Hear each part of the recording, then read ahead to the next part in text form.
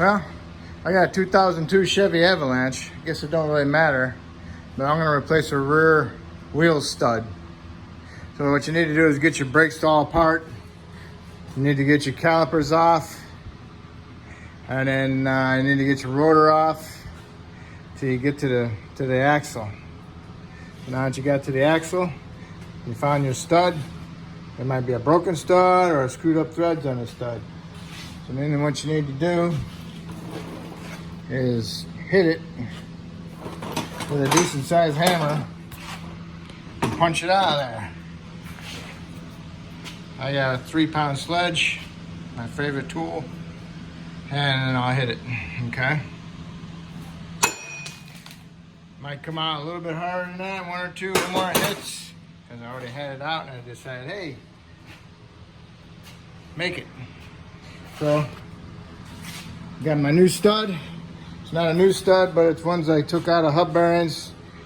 I save a lot of them from all my different jobs for deals like this. So now I'm gonna put it in. What I need to do is get some washers to go over this. They can go over this edge here too, the step. So they have to fit over that. So this is like a 9/16, and I use a 5/8 hole washer. And they have to be enough to cover that up, because you don't want to bottom your threads out on your nut on there. So I'll stick it in there. I got it in there. Okay. And I'll stick my washers on there.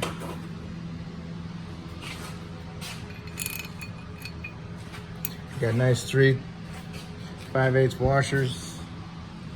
Give me a decent nut. Thread it on there. Okay. Hopefully it'll take. I have to hold it. I gotta hold it. So hold on a second.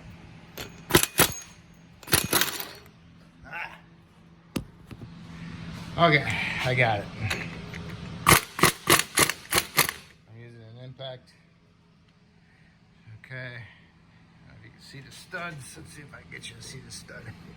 See that gap in there? Okay, that's right there. See the gap?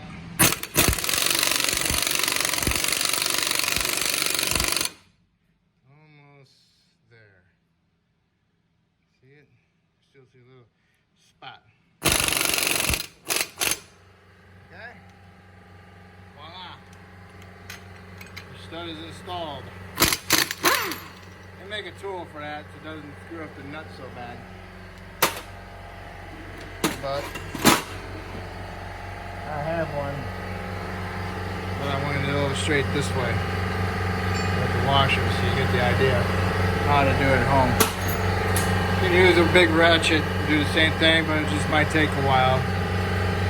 Okay? So now you can put your brakes back together.